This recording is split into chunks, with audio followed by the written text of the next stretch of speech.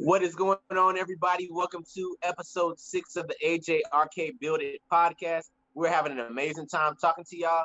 Today, we're going to wrap up our discussion on the prison industrial complex. I appreciate some of the awesome questions and content that y'all provided us with. We're about to get into it. Appreciate everybody for joining us again. Like you said, episode 6, a couple weeks off here and there, but we've been going for almost 2 months now, so that's pretty cool. Appreciate everybody that has tuned into all the episodes, all the feedback that we've gotten, everything like that. So what we want to do is kick off this episode with some of the feedback that we've been getting and kind of address some of those questions and comments and our thoughts on them and what we've seen. So the first one being, I'll more summarize it. Statistics showing that crime rates have been dropping, and the idea that if we want less people in prisons, or you don't want to go to jail, don't be committing crimes, and if that really works. So that was from Jake. Man, thank you for the questions. They were amazing questions. Good content. I'm interested in hearing back from you with this one also. But we researched, we took those questions into consideration even before you asked them when we were building this also. But the drawing a hard line and saying that violent crimes are down because of the prison industrial complex, there is no research that shows that whatsoever. And I will start off by saying, RK and I haven't been saying do not arrest violent criminals. We'll never say that. You know what I'm saying? Hey, just let them be free. They're violent. That's not what we're saying at all. In the last 2 episodes, what we've been saying is the majority of police arrests aren't for violent offenses whatsoever. So what the research says is yes, you are absolutely correct that in the last 25 years there has been a strong decrease. Matter of fact, so much so we've seen President Trump run on the policies of being that strong hand, you know what I'm saying, being the law. Matter of fact, he even is found quoting, you know what I'm saying, extremely vile leaders from back in the day that were known for the strong being the strong arm of the law. Well, the truth is, like you said, violent crime has been down on the downward turn for a while. But what I'm seeing is with the increase of media, you know what I'm saying, we still continue to create this boogeyman. So because we create this boogeyman, we're okay with giving our 4th, 5th, 7th, 8th, amendment rights up because it's not really affecting me. As long as me and my people are okay, it's not affecting me. But what the research and the data shows when it comes to violent crime is there's no one thing that points to why. There's different theories on why violent crime is down. But if you look at, the last 25 years from 1990 on now, we have different reporting methods. We also have a much stronger economy. When the USSR fell and the Cold War was over, our economy skyrocketed. And what I'm finding, what we've been saying, is when there's a better economy, when jobs are available, then people aren't committing those criminal offenses anymore. People aren't doing those extremely violent crimes. I wasn't around. We weren't around, pre-1990. We may have been born, but that's about it. But I just remember them old school movies with the gangsters and the mafia shooting everything up. That's not the case anymore. Matter of fact, the biggest benefactor from crime rates going down was actually New York. Their numbers had decreased so much in the areas of murder and stuff like that. So when we look at these Democratic run areas, these areas where they're strict on gun laws and gun control, we can surmise that there are many things that go into this statistic of violent crime being down. But one thing that we cannot say violent crime went down because we created this prison industrial complex. That's and matter of fact, the opposite. The prison industrial complex, like I was saying earlier, it doesn't speak to violent criminals. The criminal industrial complex speaks more to drug offenses, because over 50% of the prisoners right now in America are in jail for a drug offense. Drug offenses do not fall under the category of violent crimes. And matter of fact, 88% of those offenders, 88% are for small possession offenses. And that's absolutely crazy. That doesn't speak to your violent crime number. So if we wanted to debate the topic, then we could take numbers and put numbers here and put numbers on both sides of the aisle. But in this, our goal is not to debate anything. Our goal is to have open-ended conversations and then get to the root cause and the bottom of something when the data is there and when the data is available. And when it's not, then we just have that open conversation and see where it leads. Well, and that's the whole idea behind building it, is we're not trying to point the finger at somebody and say, you're wrong, this is your fault. We're saying, let's find the issues and let's improve it together. Yes. We don't want anybody to be wrong. We want everybody to be able to help be right. Exactly. And stuff like drug offenses, obviously there's going to be things that go along with drugs that people are going to have to go to jail for and have to go to prison for. Definitely.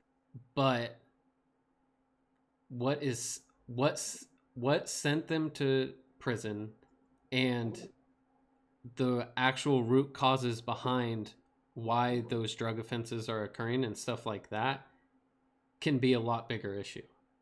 Yes. Like we talked about in previous podcasts, pretty much you're having impoverished communities be set up to have drugs be ridden through them, and now all these people are going to jail. Nixon wanted to use it as a scare tactic so black people couldn't vote. Yeah. Yep. And then Jake, I will say this also too, to your argument of violent crimes being down, and the part where you said, well, if people don't want to be in jail, then they shouldn't commit crimes. If truth be told, we all commit crimes. And what we're seeing, people of color, black and brown, we're just saying minorities in America, what we are seeing is the color of their skin actually being criminalized rather than what they are doing. Because if we go through our past, man, many of us had messed around, maybe smoked weed, did something when it wasn't illegal. If you haven't done that extreme, then maybe you crossed the street where there was no sidewalk, or you did something. You know what I'm saying? There's so many things. Stole a candy bar when you were 12. Exactly. And depending on the color of your skin, depends on the outcome. And what we're surmising, what we're putting out there is we're sitting there saying, hey, look, RK said it a couple episodes ago. He sat there and said, police don't have the ability to do their job because they're wearing all of these tats and they're doing all of this other stuff. And for example, here in Alabama, man, we were put on alert. It was a national story. Anaya Blanchard, I don't know if you remember her, but her father is an MMA fighter, and she was actually kidnapped and murdered. And right before the holidays, her body was found just before Thanksgiving, I believe. But from October to November, this search was on to find her. When it comes out that the man that had kidnapped her and taken her life, the one that's in custody now, he shouldn't have been out of jail. He had already assaulted somebody. He had already had charges of kidnapping an elderly couple in an attempt to rob them. His rap sheet was so long that this dude was a career criminal. And matter of fact, my concern is where her body was found. It's found in a portion of Alabama where there's absolutely nothing, to where they found multiple bodies. So we could be dealing with a serial killer, or we could be dealing with this, but he was not in jail because the system is overwhelmed. The system is overwhelmed with all of these offenses that are not criminal offenses. All of these all of these offenses that should be dealt with in other ways than sending people through the system. That they're not getting help. So 97% of cases don't make it to the court. So because of that, you know what I'm saying? We have people like this that are on the street, and she lost her life. So we're not saying what whatsoever that violent criminals should not be in jail. But we are, but it requires us. We still have to address this system. We looked up a stat earlier. In 2018, only 40% of violent crimes were reported. Only 40%, and only 34% of property theft was reported.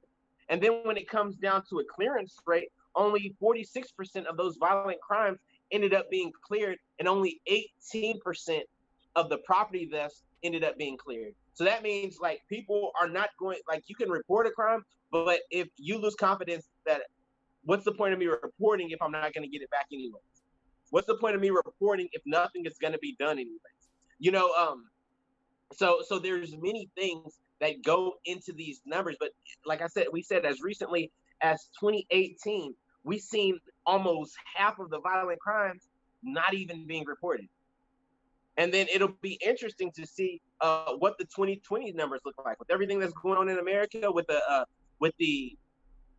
left and right seemingly at each other's throat. You know what I'm saying? The demonstrations going on, the peaceful protests that are being hijacked and turned into violent protests, and it seems like America is unraveling at the seams. So when you look at numbers, it's hard to tell the true story that is behind these numbers. But then again, many things go into these numbers being down, but there is no solid study that says this is the reason they're down. You got anything else for that question, man? Just one more thing that you and I had talked about before as well, in that 38% of all people that are incarcerated are black. But black people are only 12% of the US population. Yes. And and that statistic isn't, I mean, part of it could be that black people are being targeted, but that's not what I'm after, and that's not as much what I'm worried about, because I do in my heart of hearts believe that a vast majority of cops are wanting to do their job and do it well and not target people. Yeah. And this is why a few episodes ago we talked about it. We are wanting to get to the root causes, to why are these black people being put in this situation to where this is what's going on in their life. And to just say, hey, if you don't want to go to jail, don't commit a crime. Where's the statistics that that's going to work? Yeah. Like, that doesn't work. Yeah, and we're going to address those a little bit. We're going to address that more too, because I have a couple of policies that I'll be talking about later with stop and frisk, civil assets forfeiture, driving citations, all kind of stuff. It proves it in the data. But then Jake had a good point. I hope he comes back and mentions it. He says he's been discussing in his class the mental effects that having that the children with incarcerated parents are going through.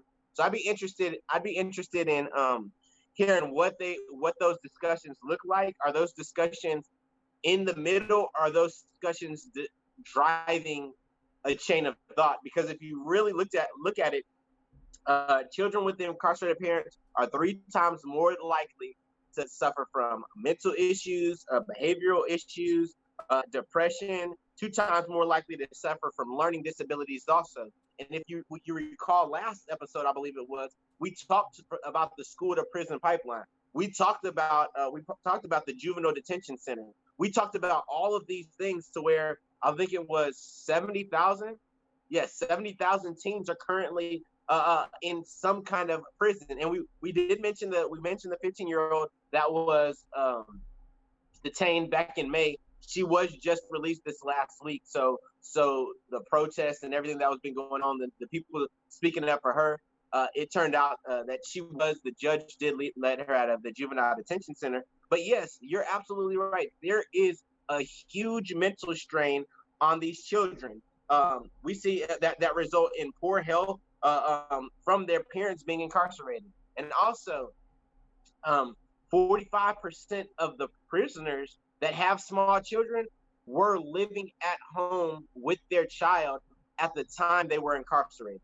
So this is taking a fully functioning adult, a parent that is loved by these children, out of the home, and like we already said, over 50%. So that means a good majority of them, because it's over about 50%, were simply in jail for possession, for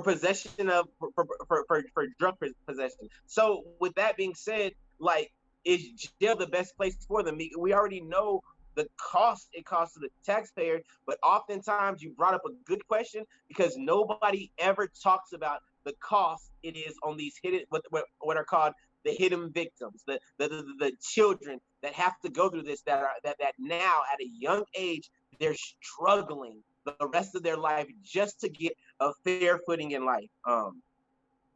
So we see psychological strain, we see antisocial behavior, suspension or expulsion at extremely high rates, economic hardships that lead to criminal activity, and the list goes on. Mental health is 2.5 to 4 times more likely to suffer from internalization, self-injury, suicidal ideation, and suicide attempts. So when you have a child whose parent is no longer in the house, they are 4 times more than likely to suffer from suicide attempts than any other child.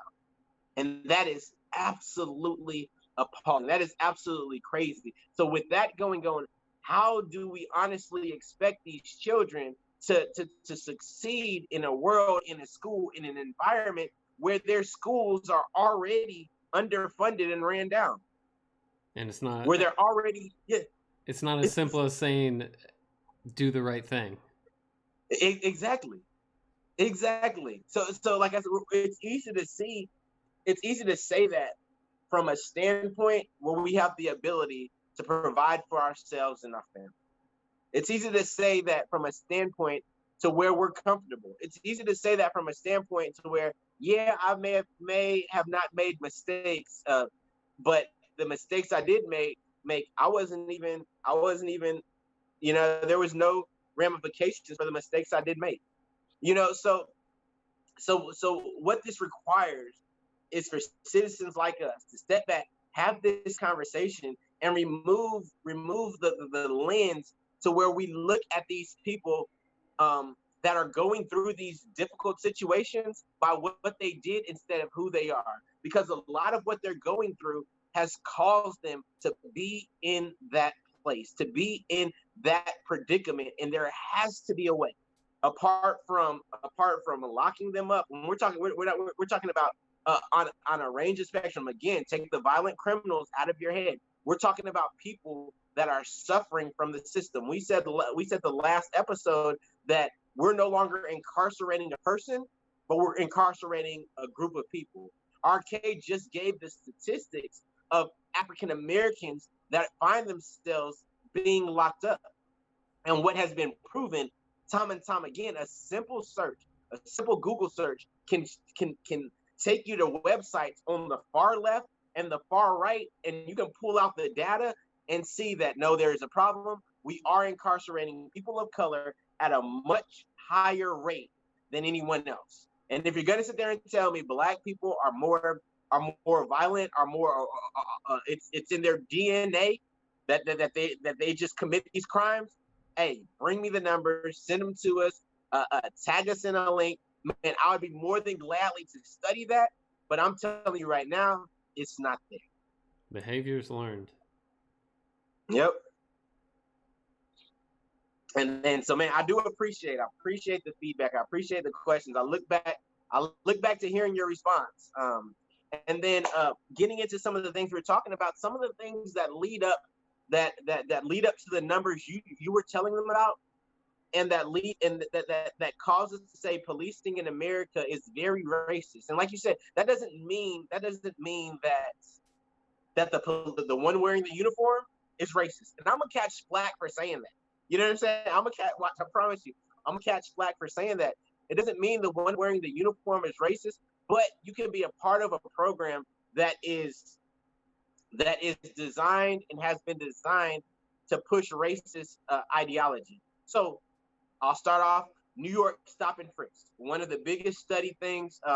New York stop and frisk ended up being an extremely racist police tactic, to where it gave officers in New York for a very long period, 15 years, the ability to go up and just stop any American citizen. And what we are talking about is we are talking about America. We sit there and say the land of the brave, the home of the free, or the home of the free, land of the brave. I don't, however it goes. But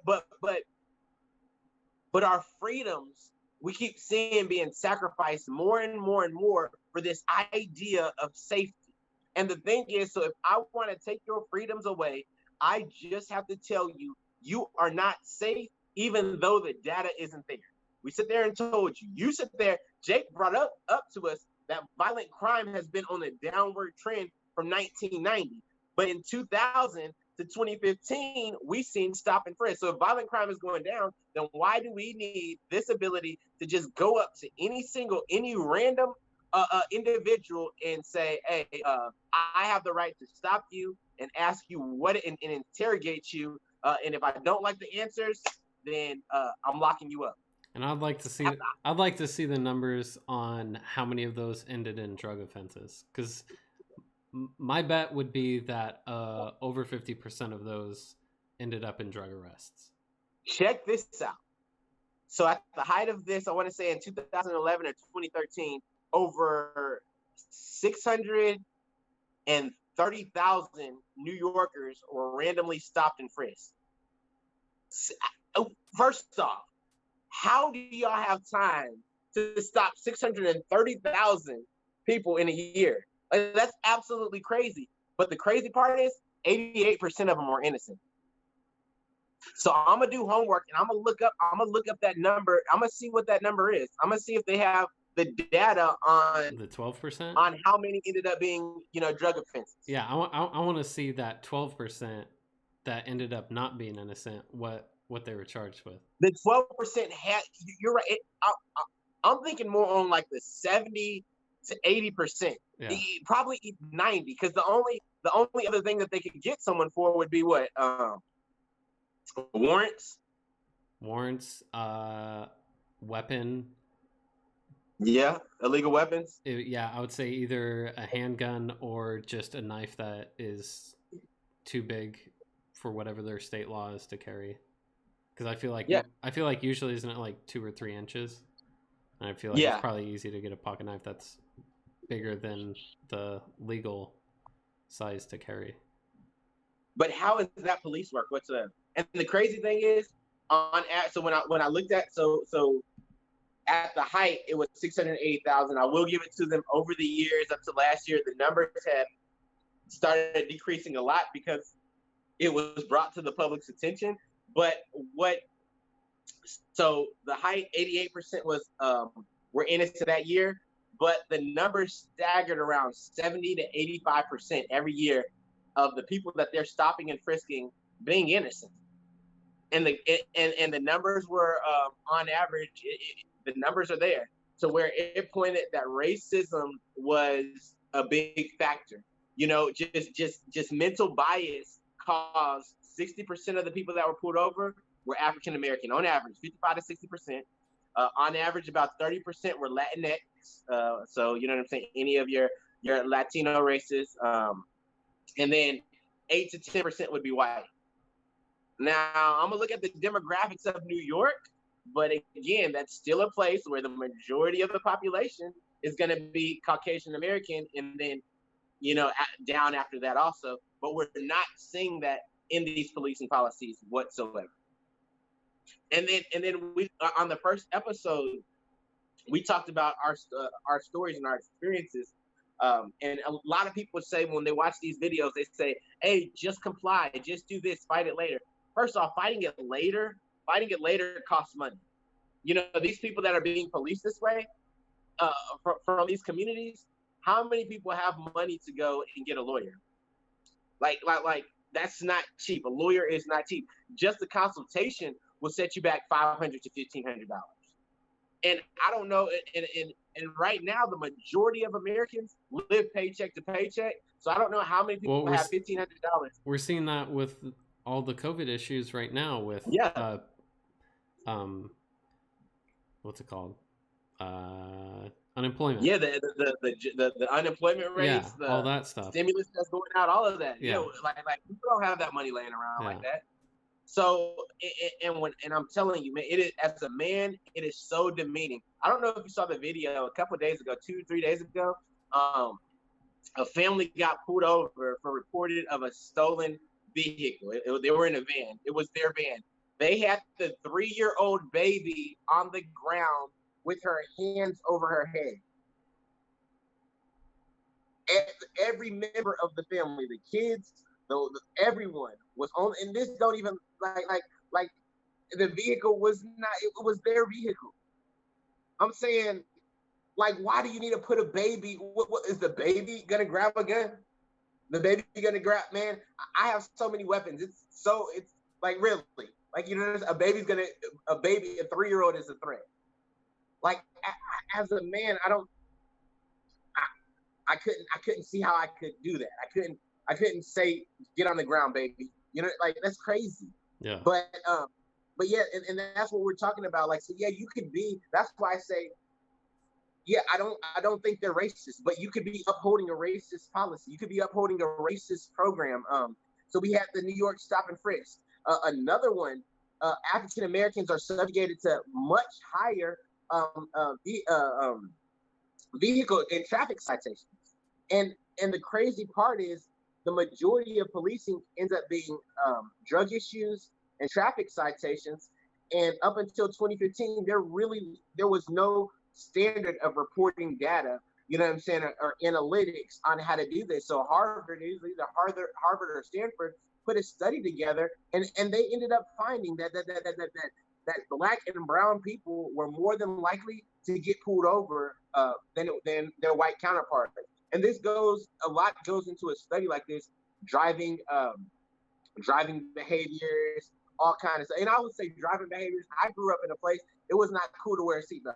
You know what I'm saying? This was back before, you know what I'm saying, click it or ticket. You know what I'm yeah. saying? You old. Back in the day, yeah, we didn't wear seatbelts. You know what I'm saying? I've been wearing a seatbelt my whole life. Exactly. I remember getting to the car with my aunt, and she's like, "Buckle up," and we're like, "Oh, this is so corny." Like the seatbelt made us look a certain way. But yeah, so different things go into those numbers. But what the numbers do show is African Americans are pulled over at a much higher rate. And then what the numbers also show is African Americans, black and brown people are subjugated to searches at a much higher rate as well, at a significantly higher rate than the white counterparts. So when we see that, you can sit and see biases that are in, you know what I'm saying, that are in policing. You can sit there and see biases. And what we're waiting for to come back on this study is if there's a racial disparity. There's not a racial disparity if the majority, if say 40% of the African American drivers are pulled over don't have the proper documentation.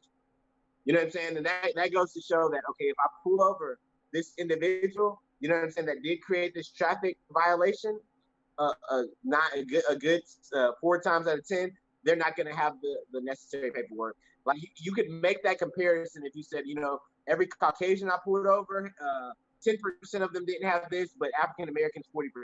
Then you could sit there and say we can take the racial bias out of it because these numbers are proven. But right now they are not there. But like I said, what is there is the amount of searches and seizures that they are subjugated to. And then another policy, civil assets forfeiture. And this is the thing. This is where if an officer says that this was potentially used in the commission of a crime, property, vehicle, or money, they can confiscate it. And a lot of times, the person they confiscated from isn't even arrested. And the thing is, if the person goes back and fights to get that back, then they can also the way that many laws are written, that the DA reserves the right to charge them with criminal activity. I saw this, man. This one broke my heart. A poor Hispanic man was selling these fire hot dogs. They look good, man. I'm talking about he had all the fixings. he had his little cart. I think he's in New York. His little cart, and New York does hot dogs big. You know what I'm saying? All the toppings. He had his cart. It was set up with everything hot, with so many different toppings for these hot dogs, and he was making an honest living, but he did not have a permit to sell at this event. I would imagine that there was a good amount of people that didn't have a permit to sell at this event, but he was the only one that was stopped, and English was his second language, so he didn't understand what was going on, and the police officer took all of the money that he had made that day and put it in his pocket. There was absolutely nothing he can do. Like I said, as a man, how does that make you? You feel so helpless with people that you pay their paychecks, you pay their wages. They're supposed to protect and serve, and civil assets forfeiture was another way. And in civil assets forfeiture, a lot of police departments ended up funding new vehicles, new equipment for their departments. That's what this money can be used for. It's not used to pay their paychecks, but it is used for overtime. And the reason they can be justified being used for overtime because more they have to write paperwork for these offenses. They have to write paperwork leading up to that. That paperwork leads to more hours, so they can take that money and fund their overtime. So now the cops are direct beneficiaries of confiscating civilians' property, you know what I'm saying, homes or money, and that's absolutely crazy. Now what we are incentivizing is this type of policing, and that's not the only one. There's also grants that are out there. There's grants that are made available for those departments that participated in the war on drugs. So now, if there's a grant out there for your department, then a lot of times, even though, like we said, we see the clearance rate for violent crimes being extremely low, because a lot of times that's not what's going to get the money. These violent crimes is not going to get the money. What's going to get the money is these civil assets forfeiture, these grants for participating in the war on drugs. So what do I do? 88% of my people, like 50% of the prison population, 88% maybe only had possession. They're going to be the ones paying. They're going to be the ones that are going to jail. They're going to be the ones that are funding these departments. And like I said, when it comes to money, there has to be an absolute division of money, because if money is involved, the love of money is the root of all evil. If money is involved, then there's the ability to be a bias, and there's ability to do things that are absolutely illegal, wrong, and immoral. Oh, yeah. And we can see that in policing in America. When you start to incentivize things like this, it just blows open the door for the idea of corruption. Yeah. Yep. And I mean, me personally, I feel like politics and stuff like that are already dirty enough. So when you add in stuff like this, you can't give that kind of incentive for police officers to do their job, because then it's like they're taking it from doing their job to doing things that might technically, quote unquote, fall in the letter of the law. Yeah. But it's like, well, now are you bending it to a gray area? And why is there that gray area, Yeah. Yep. We've had, man, there's so many, you can go and look up, and there's so many instances where there have been whistleblowers in the department. But man, if you're a whistleblower, you lose your pension, you lose your job, you lose so much. You're like there's threat of violence against your family, and that's corruption at a T. That's absolutely wrong. So I would, if I ask, if you ask the majority of officers why they joined the force, I guarantee the majority probably joined the force to make their city, their neighborhoods, or something a better place. But when you're fighting an uphill battle, when your job, that's supposed to be your job. That's supposed to be what the badge and what the shield means. That in my mind, that's what I imagine. When we put on our uniform, when we put U.S. Air Force or U.S. Army or U.S. Marine Corps or whatever, when we put that on our chest, no matter where we go, we're told you're supposed to have yourself to this standard because you are a representative of the United States of America. When you're in other countries, you can't do X, Y, and Z. When you're in your own country, you have to have a certain haircut. You have to be shaved. You have to have a certain look. That's why many of us were in shape for combat environments, but we also have the ideal look of what an American soldier looks like. There's an oath we raised our hand to defend, and it's the same thing with police officers. And this wasn't the oath. But like you said, when politics get involved, when money gets involved, when police chiefs or whoever has to get a certain clearance rate, or they have to get this, or they have to get appointed to that position again, then you sit there and say, you know what? Mayor. Yeah. Or a governor. Yeah. And it's like I said, that's where the corruption takes place, and like I said, the numbers do not lie, and like we said, we admitted, and we said that in these super ghettos that were created in these inner cities of America, there is more crime that is going on. But if I just want to look at this picture here, then and not look at what causes it, then that's where I'm going to be extremely biased in my way of thinking. Also, the story of the boogeyman, man, we hear Chicago in the news over and over and over again. Chicago is not even the city, the most violent city in America. Look at St. Louis, look at Baltimore. Exactly. They all have higher rates. Chicago's like despite what we see in the news, and yes, that does need to be addressed. Chicago, stop shooting each other.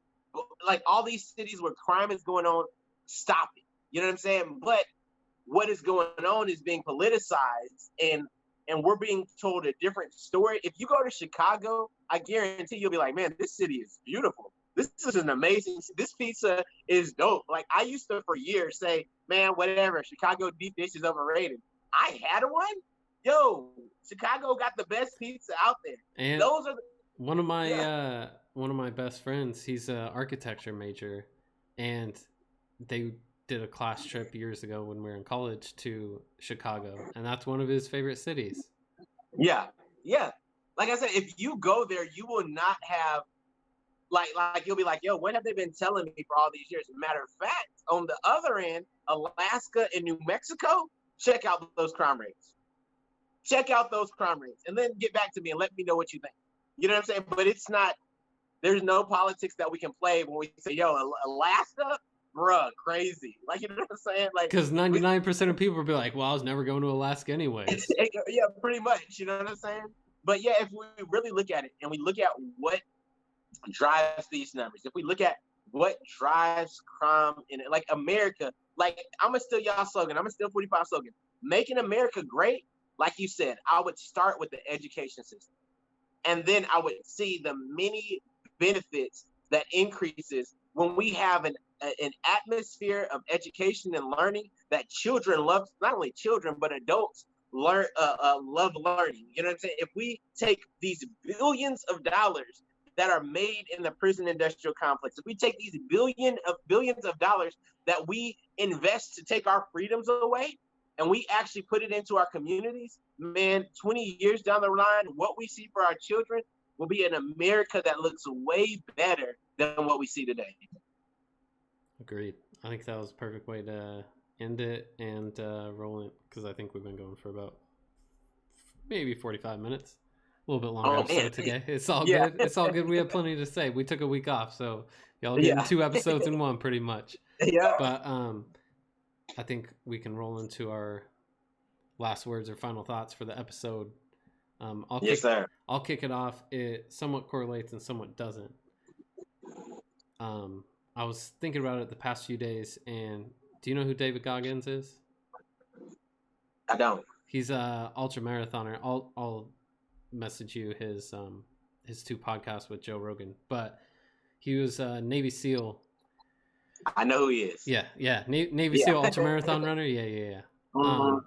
So a lot of things that he has said, I've watched. He's been on Joe Rogan's podcast twice, and I've watched both of those podcasts more times than I'm comfortable saying, because people be like, why are you watching the same thing over and over? But I don't know. He speaks to just thoughts in my mind and stuff like that I personally have. So like everything that he says just strikes a chord with me. But the biggest thing that I think he stands for and that I 100% agree with and I try to incorporate into my life and I know I need to do a better job with is being okay with being uncomfortable. Yeah. In so many aspects of your life. If Yeah. you want to lose weight or something, if you want to lose weight, you're going to have to work out to the point where you're uncomfortable. If you're staying comfortable, you're not going to see progress. Yeah. When it comes to the conversations like we're having, whether you're having it, you know, it's us two and people are listening, or I'm having it with other friends, in order for our conversation to progress, it's going to have to be uncomfortable. Yeah. And having those conversations with your friends. If your friend isn't a good person for your life, you need to have that conversation with them to tell them what they're doing and how it's a negative impact on your life. And maybe they can fix it, or maybe they don't need to be your friend anymore.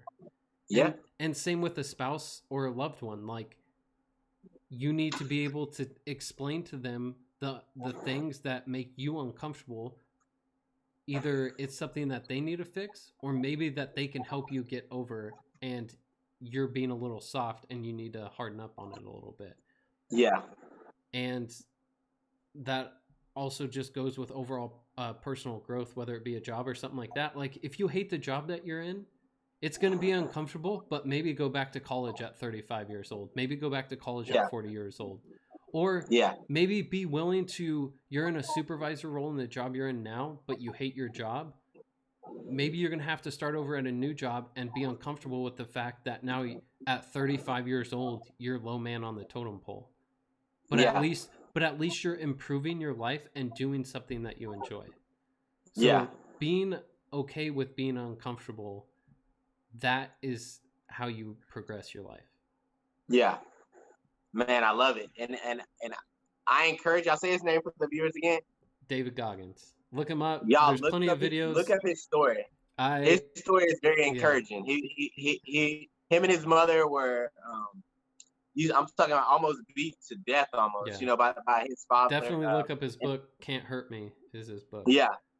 And what he reconciled, what he did in himself is amazing. And I will say this, my final thoughts have nothing to do with the episode. My final thoughts are, your mental health is absolutely important.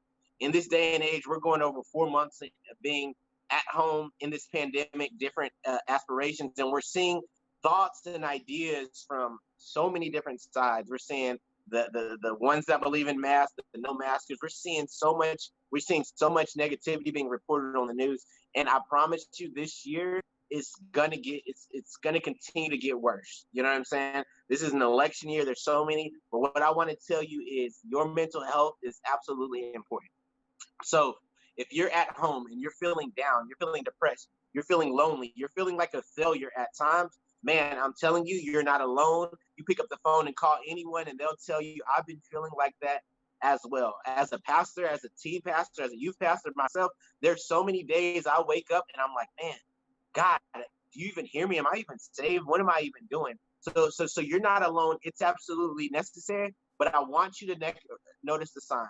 I want you to understand that quitting isn't the only way. And like my boy was saying, you have the ability to change your tomorrow if you start today. No matter where you're at, no matter where you look like, what he just said is my story. At the age of how old am I? I'm 37. At the age of 36 years old, they told me you can no longer do what you've been doing for the last 18 years. You need to do something else. And I started over at the bottom of the totem pole, but I promise, if you remove the excuses, if you just take one step at a time, if we learn to live within our means, if we learn to stop worrying about what everybody else says, if we stop living for the likes and the validation of others, because like you said, sometimes you're gonna have to cut people off. Some phone calls you're gonna be like, yep, nope, I'm gonna get back to you later. I can't pick this phone call up.